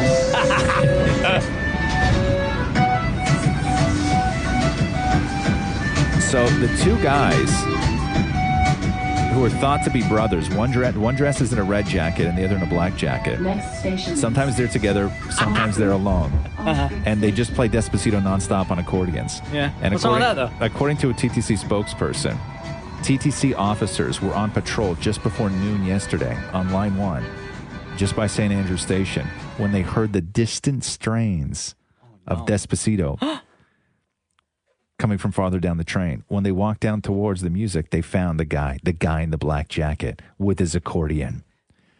At Union Station, the man was escorted off the train by officers. God, we suck in this city. Escorted by officers? For real? And a conversation did happen. Now, they said the man in the black jacket was, quote, respectful and polite, very cooperative, and he was very pleased. He was very pleasant to our transit officers. And that although English was not his first language, because some say they're Italian, these brothers, he did understand the summons and why he was being talked to. Now, the accordion musicians, these two brothers, have been warned twice before. This was their third strike. But warned about, the question is, warned about what? Warned about what? Yeah. Why do we suck so hard in the city that we arrest guys? So let me read you this. Okay. It's not like they were going around like harassing other passengers or like screaming at people or anything. This is why we suck and we can't have nice things like Italian accordion players. Okay, the problem isn't the choice of songs. So it's not that they just repeatedly play Despacito over and over again or the instrument. So it has nothing to even do with the fact that they had accordions. It's that the men are breaking a bylaw. Now, the exact wording of which is this: interference with ordinary enjoyment of the transit system. Okay, so they were interfering with the ordinary enjoyment of the transit system. They go on to say this: although that sounds very vague, it is essentially the issue is loud music in a space where commuters expect silence. On a train? On a train. I don't think so. In rush hour. I don't think so. This is why we suck. It's noisy AF on a train during rush hour. Thank you. So, but they got a lot. What I was trying to say is they got a lot of hate. Like they posted videos of this on social media in the comments. Who got hate? These two guys. People are commenting saying, "I saw them and I just want them to go away. And I just want silence." Everybody you suck. You all suck. Okay, we should be overjoyed that we have Italian brothers who serenade you with their accordions on the subway in the morning. You should be overjoyed. It should put a smile. Like you should be like, God, you know what? This is why I live in Toronto, because this is kind of cool. In New York, they do this and nobody cares. Yeah, it's so ridiculous. I don't know. I don't see anything wrong with it. Interference with the ordinary enjoyment of the transit system. Who enjoys the transit system, Is the first problem of all? that it was Despacito over and over again? No, that's what they said. It had nothing to do with the song No, I'm saying that or the people- instrument. why the people, maybe they want to hear something different? Well, you don't get to listen, man. You can't. Like they're Hotel musicians. California? I No, don't man. know. Don't tell the artists what to do. These Yeah. are artists, Italian artists, for God's sake. Yeah, that I don't know why I sucks. hold them in a higher regard, but I do. You know, Like you find like that maybe they have more talent. yeah, I don't know. Like doing that. To me, there's something about an Italian accordion player. Like, just a regular guy. It was Like if it was just like a regular person from like Pickering, Yeah. on the train, you'd Yeah. be like, yo, arrest that person, right now. But they're two brothers. One wears Yeah. blue, one wears red, one wears black. Yeah. Playing I Despacito don't on know. accordions. I don't see and they're anything wrong Italian. with that. I have no problem with this. Anyway, However, if you're the from manhunt is Pickering- over. Yes, exactly. the the manhunt manhunt is is over, in case you're wondering. This is the Roz and Mocha Show. Podcast. So when Facebook announced that they were going to add a dating feature to Facebook, shares on Match.com dropped 22%. Really? Yeah. Are you serious? Yeah, because Match.com just started their sort of premium access to, and I don't know what you do. Like, I don't know when you have a dating website or a dating service, and for the most part, it's free, but then you can have the option to pay to get access to, I don't know, like what Like that more would be. people? Or better people? Like, how do you, what's the premium on a dating site? I like, have I don't, no idea. I don't understand what that is. Here comes But our anyway, expert. here comes the expert, Dammit Maury, on dating sites. So Married man. Yes, of course. It's research. Okay, yeah. So premium, without paying, it limits how many people you can message. When you pay for it, your unlimited messages you can receive as well. What sort of, give us a ballpark the limit here? Like if you're on Match or one of those other sites that you have not paid the Like premium you might be able to for. message something like 5 people for the day, whereas if 5 a day? Who needs to message more than 5 people a day? Desperate people, thirsty desperate people. times. Thirsty people. Yeah. You just throw a wide net, right? Sure. That's what The you got to widest do. net possible. I'm all for it. But anyway, so Facebook's feature will be, I'm presuming, 100% entirely for free. And so that's what's killing Match.com. Yeah. Is that Facebook is going to basically do the same thing. And they said that they have access. We'll play this clip for you with Mark Zuckerberg. Mark Zuckerberg. We haven't even built any features to help people find partners. There are 200 million people. He kind of sounds a little bit like Kermit the Frog slash the Swedish chef. Ernie. No, the Swedish chef. Ernie from Sesame Street. He also sounds like he's a little bit scared. On Facebook who list themselves as single. What you scared for, bro? So clearly there's something to do here. And if we're focused on helping people build meaningful relationships, then this is perhaps the most meaningful of all. Thanks, Kermit. So today, we are announcing a new set of features coming soon around dating. Now this is going to be for building real long-term relationships. All right, not just hookups. Okay. Oh, really? Yeah, I got It's going to be in the Facebook app, but it's totally optional. It's opt-in. This is the best part. If you want, you can make a dating profile. And I know a lot of you are going to have questions about this, so I want to be clear that we have designed this with privacy and safety in mind from the beginning. Wait for it. Sure. Your friends aren't going to see your profile. There you go. You're only going to be suggested people who are not your friends. There you go. That who have right opted into there. dating, who fit your preferences. That right there is the key to this whole thing, is that you can start a dating profile on Facebook and the people you are friends with won't see it. A game changer. Well, yeah, because Game-changing. you don't want them to, because then they're going to comment, they're going to make fun. You know what I mean? No, like but it yeah, has so to be you're private. only going to be trying to hook. They're only going to try and hook you up with people that you're not already friends with. But what if I have a profile, Yes. a dating profile, Sure. Roz, and you have a dating profile. Uh-huh. You and I, even though we are the perfect match Yep. on true. Facebook, because we're friends, Right. we wouldn't be matched up at all? Correct. Huh. Correct. Game changer. Yeah. Damn. Game changer. It's just a whole new way for people to cheat. Right? Wow. It really is. And I know the intention of, we don't want this to be for hookups. We want it to be for long-term relationships. That's always the goal with these things. Oh, for sure. You know, but you can't really dictate how people use your tech Yeah. at all. Because you know ever. they're going to use it for quick hookups. You know they're going to use it for quick hookups. And when he's talking numbers of 200 million people who list themselves as single, bruh. That's a lot That's a of lot hookups. of hookups. The Roz and Mocha Show. Podcast. I'm going through this survey here that they did something called the Q score. Do you know what the Q score is? It's your sort of your likability when you're on television. So when you're on television, they poll people and do these surveys, and they put it into this thing, and they get there's an equation, and it determines your Q score. Okay. The higher the Q score, the sort of more. At first, I thought you said cute score. No, not the cute score. I am off the charts on the cute score. Okay. Just don't even worry about that. So the Wrap released a list of the top 10 most liked female stars on primetime TV.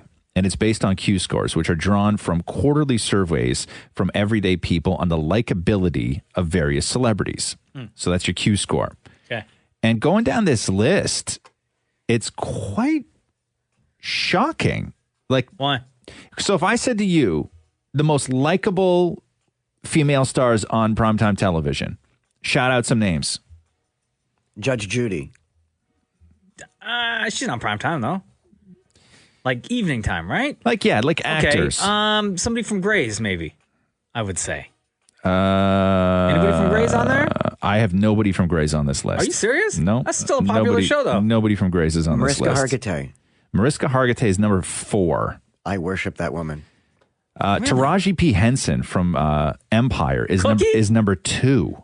Hold on. What? Yeah. Taraji Cookie P. is on that list. Cookie's on the list. I didn't even think she's anybody number watched 2. Empire anymore. Amelia Clarke, the mother of dragons from Game of Thrones, is number 3.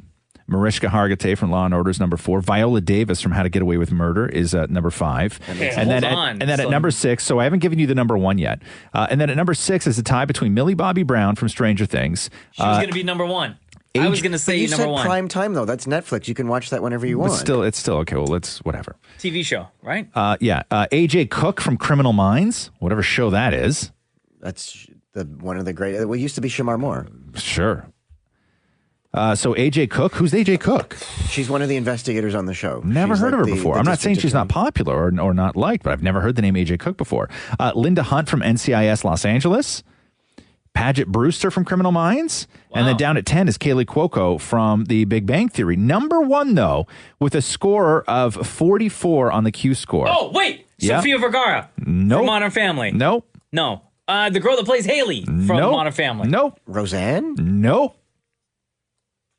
Okay, who? Polly Perrette from NCIS. Who? I don't know who that is. Yeah.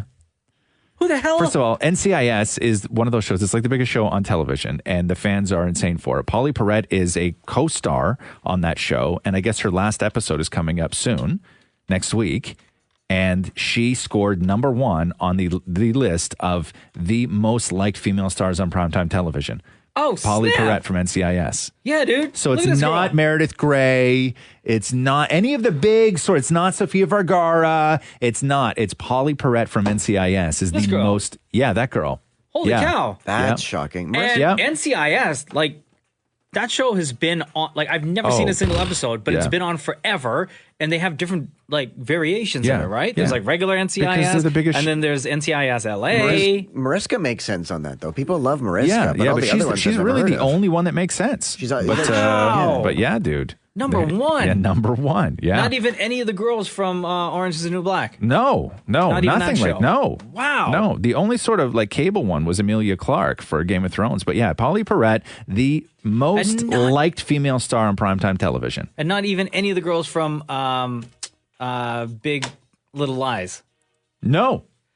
Wow. No. Yeah. I find that very shocking. Yeah, it's pretty wild. That's crazy, dude. Here we go. The Roz and Mocha Show podcast. Ian Sabarin is here on the Roz and Mocha Show. Good morning. Morning. How are you, man? I'm pretty good, man. Thanks for having me. You got a voice of an angel. So the headline was, U of T opera student Ian Sabarin sings his heart out on the streets of Toronto to cover his tuition costs. And when we listen to this, man, it's incredible.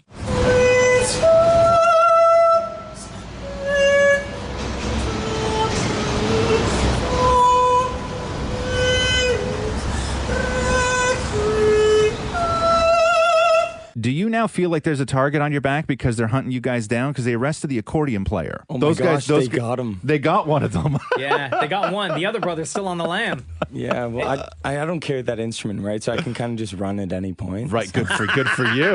Good for you. I'm working on that cardio. When did you start singing on the street? And why did you start singing on the street? It was with after a tour with a choir. Me and my friend Michael, we were both in this choir, and we kind of just started singing on the street one day. And we were like, wow, we could, like, people are giving us some attention. So we just decided, let's try it as like a summer job in grade 9. And I was probably about 12 or 13 at that time. And you make money at it? Yeah, I mean, average is probably about like $100 a day. Yeah. Oh, wow. Some days can be way more. Some days you can be singing out there for 2 hours, make $20. And you sing at the same spot every day? I try to. Yeah, 3 to 6 at Bay and Bloor or Young and Bloor. Depends, like, if there's some other buskers there. Oh, okay. Is there like a turf thing that happens? Sometimes. Oh, really? Yeah. So you have to show. So is it basically whoever shows up first that is your spot until you decide to leave? And then I'll probably, like, to be courteous to each other, we try to say maybe, like, I'll stay here an hour if you've seen another busker. Yeah. There's no real, like, rule, right? So you just got to say, okay, you've been here for 2 hours. Can I sing here? Do you like? Does it kind of go by talent too, where you're like, I'm way more talented than you, bro. Okay, I get the Yorkville spot. Come on, head on. Honestly, you head down to King and Dufferin. Okay. Yeah. That's really funny. But the guys who do busk there, it's usually pretty good talent in the Yorkville area. And you're go to U of T. What are you taking at U of T? Vocal performance. Okay, vocal performance. And does the money that you make from singing opera on the street, does that like help tuition and stuff like this? Like, are you sort of putting yourself through university by singing on the street? Yeah, pretty much. Like, I never thought it would happen. I always thought I'd have to like keep my bar jobs and stuff. But this year I've actually been able to save, and it does take a lot of like, I have to save my own money and like, because it's all busking money. Your voice is really deep right now, but when you sing, it goes super high. Yeah, it's usually deep in the morning. And then as the day goes on, I'll warm up a bit more. What's your range? I don't know anything about this, but what's your range? If I'm not using my like opera voice, which is the countertenor, so it's like falsetto, then it's usually like a baritone. Yeah. Damn. So like, but you can do falsetto though, right? Yeah. Yeah, it's crazy because I heard a clip where you were like, didn't even sound like a person. All right. So, Ian, the other reason that you're here, other than to talk to us on the Roz Mocha Show, is to perform. Yeah. What are you doing today? Me and my friend were trying out this new genre called hip opera. Okay. And I can sing it. I usually sing it a cappella anyway, so I could sing it without the music for you guys. Yeah, for sure. All right. Cool. Anytime you're ready. So you got to stand for this, right? Of course. Okay. Yeah. Okay, so you're going to stand. I'm sure. I don't think that microphone needs to be that close to you, bro. All right, here we go on the Roz Mocha Show. Ian Sabarin.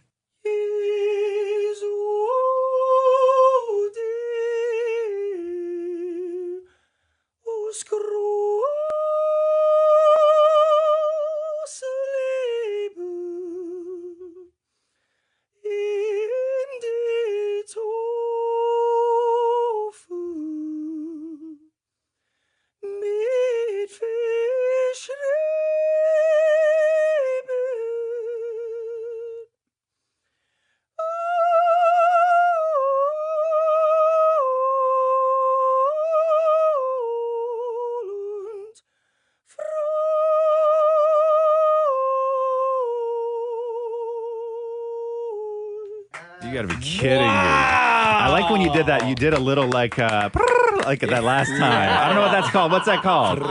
Tongue trill. What is it called? Tongue trill. Tongue trill. Damn, son. Yeah. All right, Ian. So where are you going to be at today? If people want to come and show some love, show some support. Oh, I might be going to IKEA, but if I'm not there, because it's raining, it's supposed to rain, right? I have to go with the weather. Sure. But 3 to 6, I'm usually there at Young and Bloor. Yeah. And I also just want to give a shout out to I'm in a rock band, and I kind of sing one of my rocky voice in that, and we're called Lovely. Yeah. So keep an eye out. Do you for do us. like are you like a super high note hitting screamer when you do your rock band stuff? Occasionally, if I'm trying to like, if no one's really watching us, I'll just like catch that kind of stuff. Guard. Yeah. Can you do like one of those? Oh, okay. Like, yeah.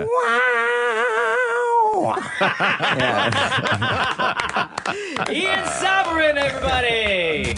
The Roz and Mocha Show podcast. Roxy watched Big yesterday. Remember the movie Big with Tom Hanks? Tom Hanks. Yeah. Dude, that's such a good movie. Yeah. I love that movie. What's that? That's the one with the famous piano at The FAO Shores. one with the famous piano. That's right. Because Catherine hadn't seen it either. Oh, really? Catherine was Ever? only like 4 when it came out. Oh, yeah. That store is no longer around, by the way. No, I know. And so for Big, anybody that hasn't, it's about a kid who I would say, how old is the kid? I think he was in like Big? 13, wasn't right? he? Yeah, something like Maybe that. something like that. Young though, 12. because the whole thing happened because he wasn't tall enough to ride a ride at an amusement park. At Coney Island. At Coney Island. So he had to have been like young. Yeah. And then he finds a magic fortune teller machine and he puts a quarter in and he makes a wish and he says, I wish I'm big. And then that's just that. He wakes up and he's Tom Hanks. And he wakes up and he's Tom Hanks. And then his friend says, well, you better go to New York City for some weird reason. And then he rents an apartment and gets a job and all this other stuff. But as a kid, you're watching this. I remember watching it. I'm going, oh, my God, it's so funny because Tom Hanks is acting like a kid, but yet he's not. And he gets his cool job testing toys and everything else. But there's a part of the story that Please don't ruin Big for us. Oh, please stop Roz, it. I'm allowed come to. on. What? No. Are you going to ruin Big? No, but listen. Are you going to pick it apart now? No. Yes. Oh, Okay, come on, so- You dude. did the same thing for Ghost. Stop Yeah. ruining classics. Okay, first of all, Ghost is not as good as you remember it is. That one scene in Ghost is great. The rest of the movie's junk. Okay, come on. Okay, so my thing. Okay, Man. so with Big, right? Here we go. You often wonder. Okay, well, his parents are wondering where their kid is. Yes. Right? But the mechanism they use in the movie, instead of coming up with something, I don't know what, to get the kid to say, who knows what they're going to do. But the mechanism that they use in the movie is that Tom Hanks, as a grown-up, calls the house and says that he has their kid. Kidnapped, yeah. Like he's kidnapped. Yeah. Like full-on kidnapped. I know. And then at that point, you just call the cops. And there's no sort of thing with what the parents are going through.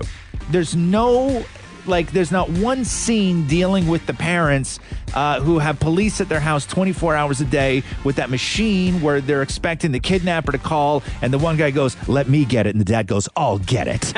They don't, you know what I mean? There's none of that in the movie. The parents are dealing with a kidnapped child while Tom Hanks is dancing on a piano in New York City having the time of his life.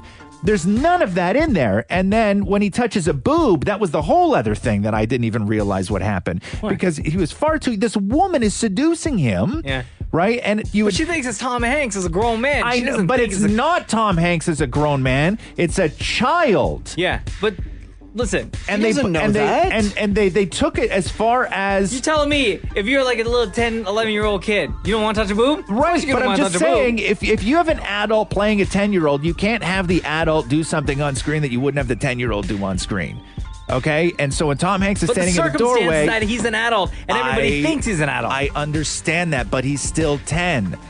So when she takes off her shirt in front of him, they could have just left it at that. He didn't have to cop a feel.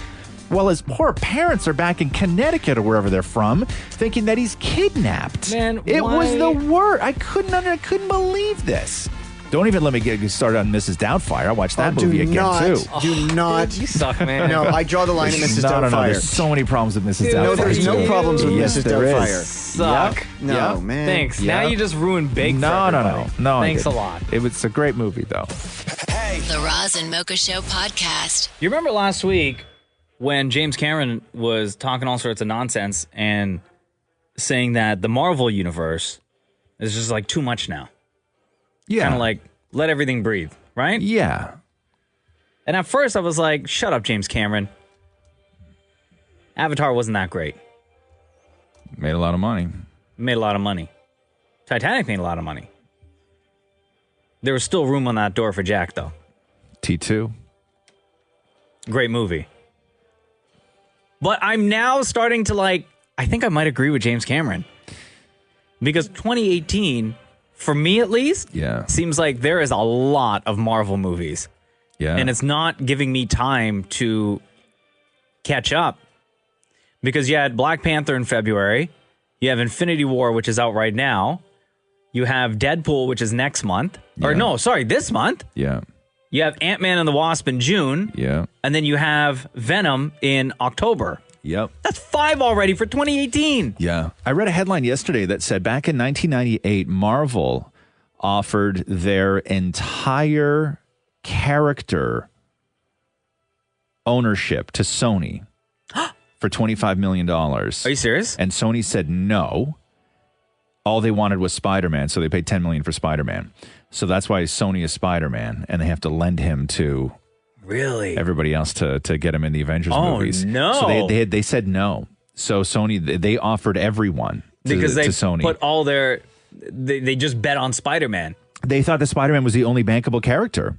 Because at the time, when that happened, when the first Tobey Maguire Spider-Man came out, the only other comic book movies that were even sort of relevant were the X-Men movies. Yeah. And in and around the same time, they did the Hulk movie as well. But with, they were Eric very Bana. niche. They were very niche. Yeah. Right? Like even the X-Men movie was for real hardcore nerd fans of X-Men. Mhm. You know, like the fanboys. Same with Fantastic Four. Remember they did... Yeah, that was later. That was later. That was Yeah. later. But the Tobey Maguire Spider-Man was really what launched all of this. Yeah. Right? Because it was the first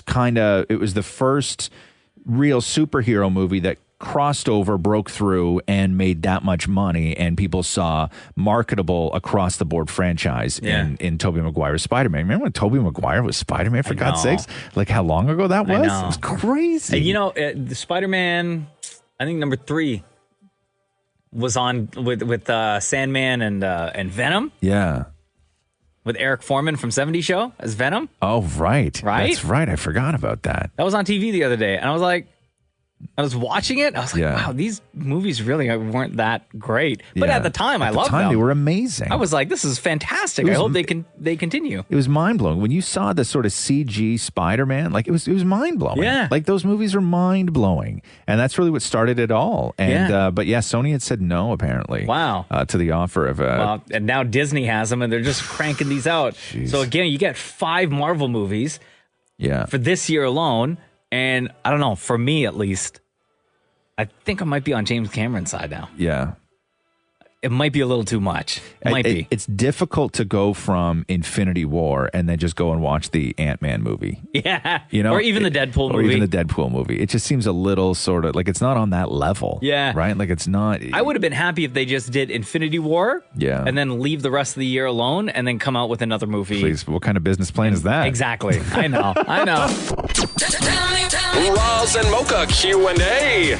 Ask Roz and Mocha. This is a podcast exclusive. This is the portion of the podcast where we take the questions that you've asked based on us posting a picture on Instagram at Kiss925, basically telling you, ask Roz and Mocha. And we always like to grab somebody who is a fan of the show and the podcast and get them on the podcast with us to ask their question on the phone. And today we have Carly Hum. Carly Hum. Carly Hum. Hello.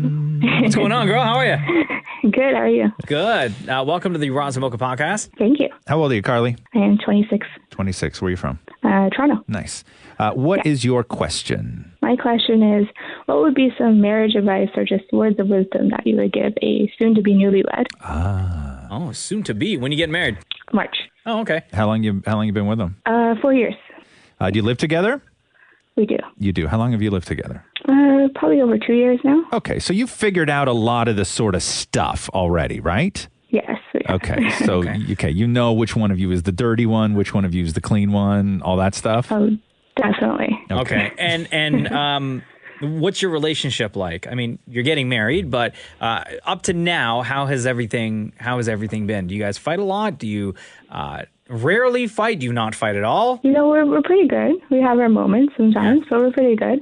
We do a lot of things together, and we have the same values, so it's pretty good. Mm-hmm. Okay, what was the last thing you guys got into an argument about?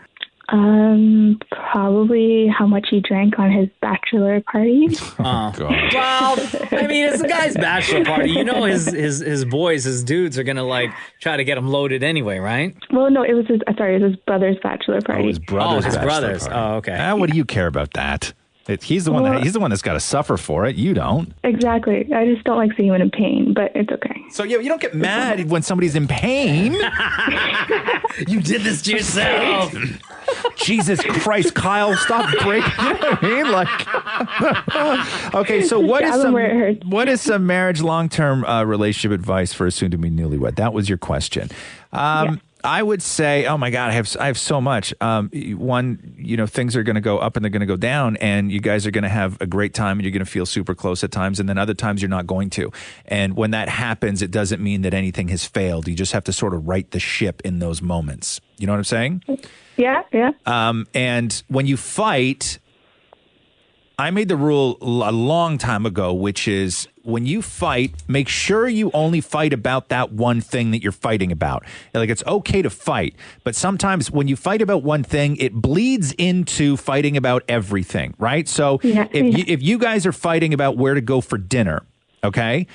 And then you say, hey, do you want to go with that thing with me on Friday? And then you go, no, I don't want to go that thing on Friday. You can't even decide where to go for dinner. No, you're only fighting about where you're going for dinner. Everything else, aside from that, you have to have a civil conversation about, right? So if you're fighting about one thing, only fight about that one thing. Don't let it infect everything else in your life. You should still be able to work through one problem and have civil conversation about everything else in your life. Sounds good. Okay.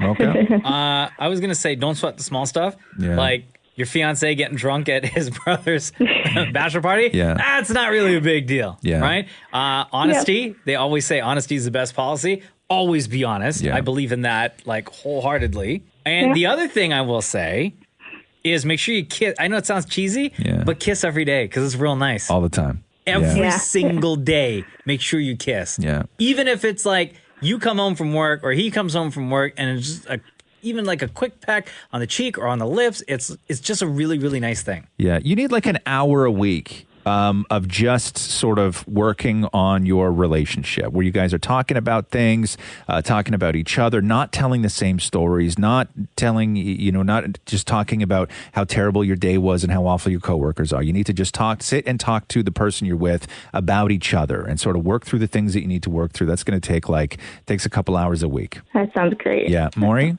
Honesty is very important. I recently learned that. Yes, honesty. You have one job, which is to just be honest and tell the And truth. if you argue, don't leave the room and slam doors. Right. That's not good either. I'm guessing Maury does that a lot. But yeah, thank you very much. I know, Maury's going through some stuff right now, it sounds like. Carly's like, I'm actually scared to ask any questions, so we're just going to leave it at that. Hey, Carly, we appreciate you. Thank you so much for joining us on the Roz and Mocha podcast. Thank you very much, guys. Here's a question from Fazila Baksh, Baksh. Yeah. Do you guys have any irrational fears? Ooh, irrational. Now these, like an irrational fear would be, oh geez, I don't even know. Like I won't ride a horse, but to me that's not an irrational fear. That's a legitimate fear.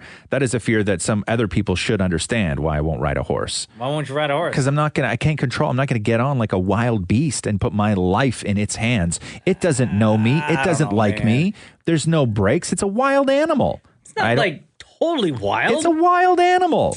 I don't know, man. No, I'm not going to get on. I would never ride a horse, ever ride a horse. I would feel so, I would never go skydiving either because I'm just like, no, because I'm like, if something did happen, it's completely my own stupidity.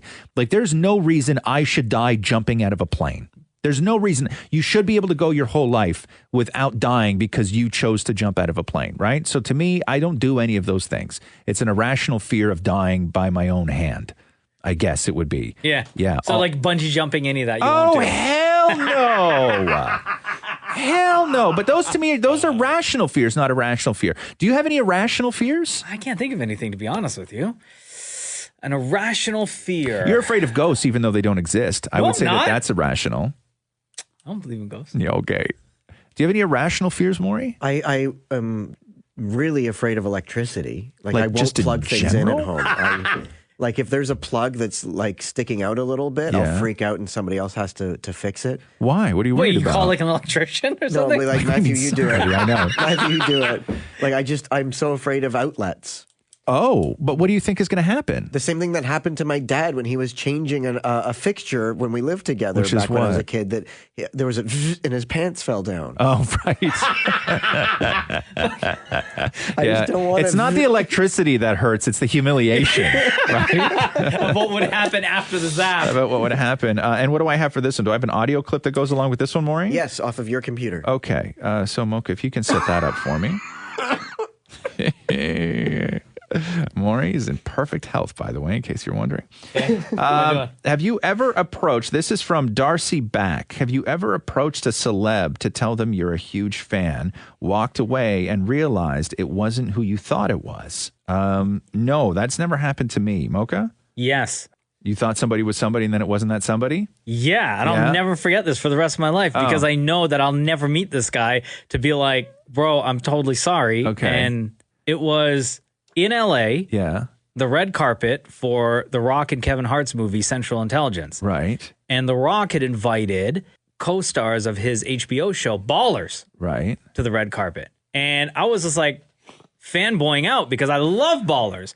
And I was talking to every single one of them. And one guy came up, and I can't remember his name, but I said to him as he was walking over, because I was just so hyped. And I was like, oh, it's so-and-so. You were in the movie. And let me just stop you right there because I have this clip here that we can listen to No, together. do you really? Yeah. So you thought Omar Benson was Albert Daniels. Yes. Right? Okay. So this guy. Yeah. So the movie. Why don't we listen to it and then you can explain it? Because we actually have the clip. Oh my God. Okay, so this is you. I haven't heard this since the day it happened. Right. And if you listen closely, I think somebody reminds you that not all black people look the same. I was hoping you wouldn't say that. Okay. Okay, hold on. Here we go. This is so embarrassing. Okay. Shout out. Come on. He said how much Also, I'm going to say Brooklyn from ATL. Wasn't in ATL. Oh, I'm so sorry, dude. I'm so sorry. All black. Delete oh that my God. part. Delete that one. All black Delete people that do one. not look alike. I It was am. in the Big Rap movie. That was 8 Mile. I apologize. Oh yeah, 8 Mile. I'm sorry. I am so sorry. Okay, so that's exactly what it was, because he was in the Eminem movie 8 Mile, Right. and I thought he was in the T.I. movie ATL. Right. Okay, so that's when Mocha thought Omar Benson Miller was Albert Daniels. Dude, it was so embarrassing. You know, I still think about that all the time. MP3? No. I still think about that all the time. That stuff haunts you, man. And I can't wait to do another red carpet and hope that guy is there so that I could apologize. Yeah. Fries or rings? Oh, fries all day. Yeah, fries all day. Are you kidding? That was from Amanda M. Oh, what would a perfect day look like to you? That was from Psych 193. Oof. The perfect day for me would be the worst day for most people I know. Wow, that is really mean. Because you know me. Why would you say because that? I'm at my best when most people are at their worst. That's when I feel most energized. Just laughing, just like no, I don't laugh. I don't take joy in their pain. I revel in the fact that others are miserable. I get energized from that energy. From negative energy. Catherine, my girlfriend, hates negative energy, where I love negative energy. I get energized from negative energy. I don't mean sad energy. I don't mean like... You're like a Marvel villain. For real. I'm like Thanos with a nice ass. Oh my God. What would your perfect day look like? My perfect day... I'm just kidding. I would spend it with my family, okay? Just don't, you know me. Sunny, I'd mow the lawn, I'd party with my kid, we'd swim all day, I'd barbecue at night, fall asleep drunk. Okay, that's my perfect day. Okay? No. Okay. Well, similar. My perfect day is like 26 degrees outside and nice and hot with a slight breeze. Take a nap outside on the patio furniture in the backyard. Spend the day with my family. And end the night off with like veal parm with spaghetti and meat sauce and a bottle of red wine. Okay. That's my perfect day. I'm with you. Right? I may come over for your perfect day. Maury, your perfect day. Sleeping until noon, waking up, Matthew's in a good mood. So this is Maury's perfect half day. It's true. Okay. We wake up, make some avocado toast, watch TV all day, and then share a cider.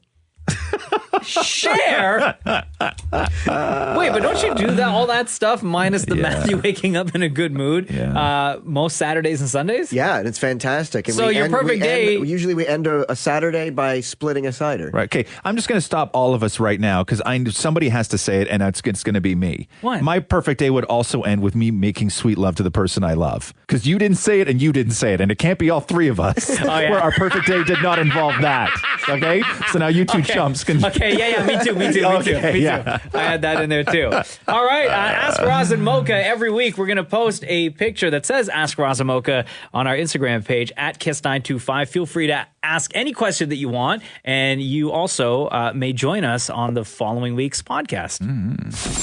Thanks for listening to the Roz and Mocha Show podcast. Catch the guys live weekday mornings from 6 to 10 on Kiss 92.5. Kiss925.com or on the Kiss 92.5 app.